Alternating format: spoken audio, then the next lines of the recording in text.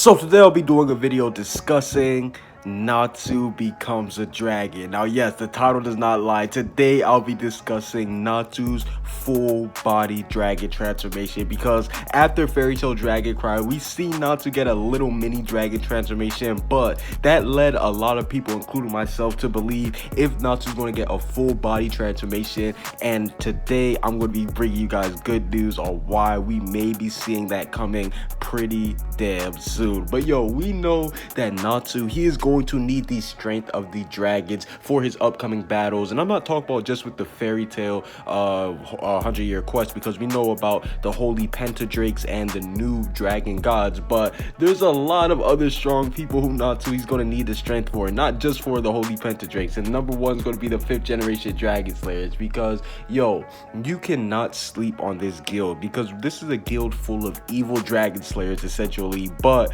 they're a lot stronger than just an average dragon slayer, because we know that they kill dragons and they actually take their powers. Now, the reason why we can tell that they're stronger than regular dragon slayers, because they have experience fighting dragons, and that is the biggest thing that Fairy Tail had its knock against, is that the dragon slayers could never kill the dragons. But this is a guild that lives completely off of killing dragons and taking their powers. So not only do they have a direct source of the power from the dragons, but they're also gaining a lot of battle experience from fighting dragons. So that does show you how strong they are. And we even seen the middle tier people, they're actually able to hold their own against Natsu in the Fairy Tail high tiers. Like, for example, me personally, I don't think that Kyra, Manmore, or any of the other 5th generation dragon slayers that we've seen so far are top tiers. No. I think they're more of the mid-tier group, and they were able to hold their own and even push back against some of the stronger people in Fairy Tail. Like, we seen Gray would have actually ended up dying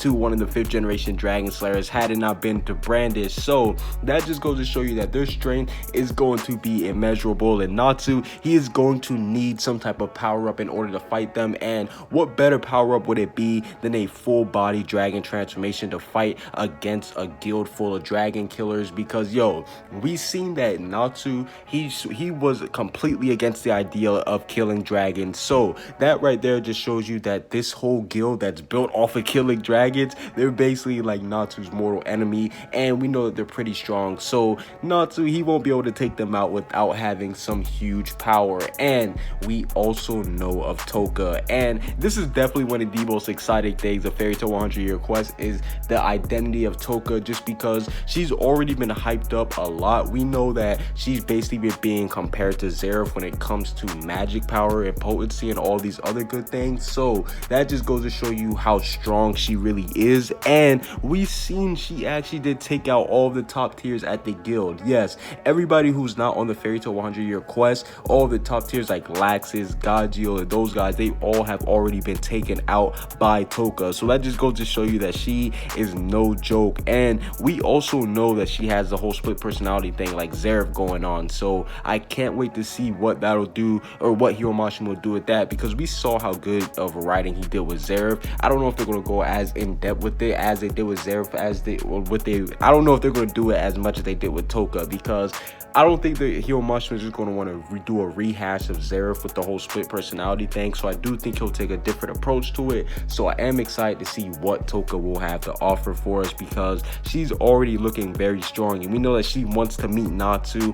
And we know that Toka, she's responsible for taking the water dragon god's energy, or basically his power. So once Natsu does actually unlock his dragon, his full body dragon transformation, that'll be even more incentive for Toka to want to go after him. Because yo, we see that Toka, she's like, Natsu's my new husband, I want to marry him, all this other things. Like, she's basically getting excited for his strength, and I can see why, because she definitely does see the potential in Natsu, and that's why she wants to take his power, similar to how she took the water dragon god's power. And speaking of the water dragon god, the remaining 3 holy pentadrakes, I'm not going to talk about Ignia and Mercophobia, because at this point, listen, I'm starting to sound like a broken record. Like, every single video I've already gave it. If you don't know who Ignia and Mercophobia are at this point, then I mean, you're just not a real fan of Fairy Tail, or you're not a real fan of Underrated Mage. But we know that the other 3 holy pentadrakes, they basically are going to be super strong too. I think that they're going to be stronger than Ignia and Mercophobia, Acnologia. So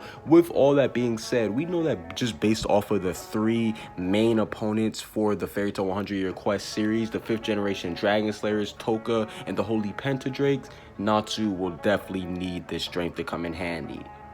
But we've also already seen humans in this series already go from dragon to human. So from human to dragon, I don't know why I just messed it up there, but we've already seen it happen. So it wouldn't really be anything too special to see. Like, we know Acnologia, he was obviously the first character that went from human to dragon. We see how overpowered he was able to get. We know obviously that he was kind of like the 5th generation Dragon Slayers, to a sense where he actually killed dragons and gained experience and then ended up turning into a dragon. And we also know that Irene, she also did turn into a dragon too.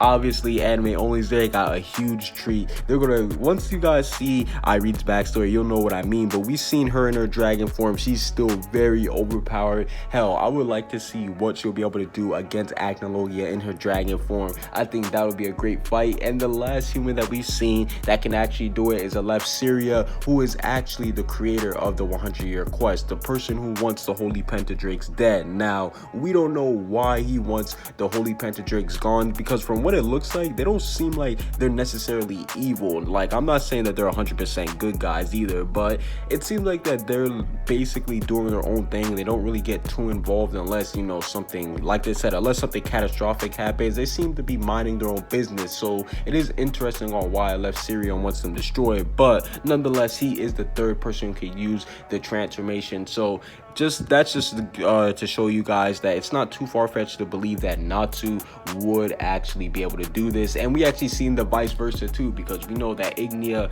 and Mercuphobia, they're dragons who can turn into humans. So this just goes to show you that the whole concept of humans turning into dragons or dragons turning into humans is something that's been used a lot in fairy tales. So I definitely could see it happening for Natsu.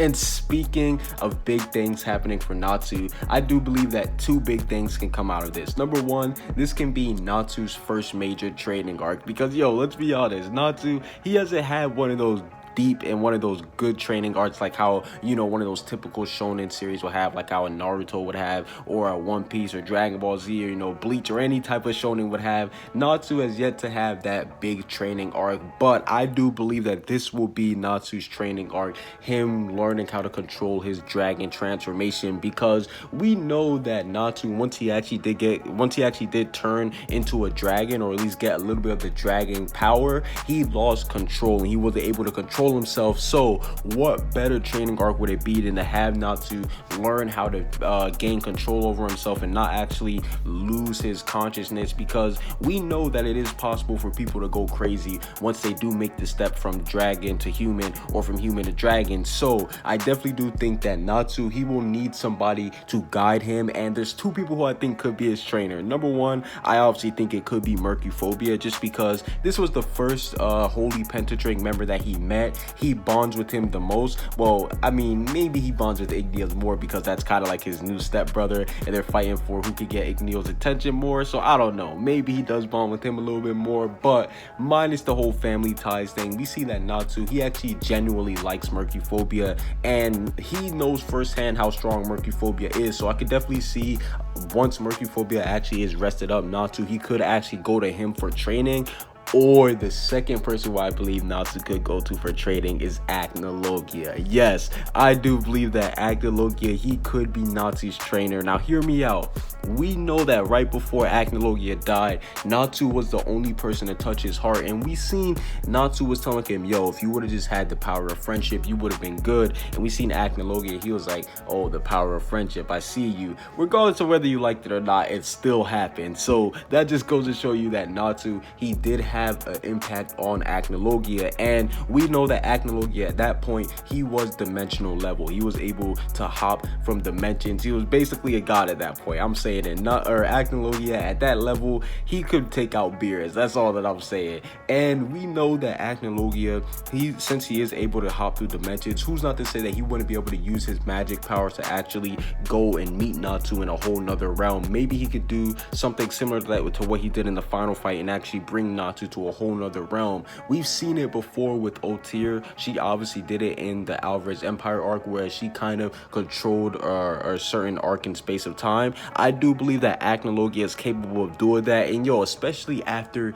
he ate the time lapse. I don't want to go too deep into it, but he literally basically ate a black hole. So yeah, you guys know the black hole that was just discovered recently. Everybody's posting memes about it. Just send Acnologia over there. He'll handle it. That's how OP he is. So I don't think it'll be too far-fetched for Acnologia to actually come down and train Natsu. I think that would be a dope way to have Natsu learn how to control his dragon side of him, because let's be honest, Acnologia to this day, he's probably still one of these stronger, not one of these stronger, he is the strongest human that we can see turn into a dragon. So what better teacher would it be to have Acnologia? I think that would be great stuff. And we know that the transformation will only help the Natsu x Lucy fans. Yes, for all my Natsu x Lucy fans out there, rejoice, because this dragon transformation will be the nail in the coffin for the relationship. Because we saw that Lucy, she's really the only person who can calm Natsu down when he loses control like that. And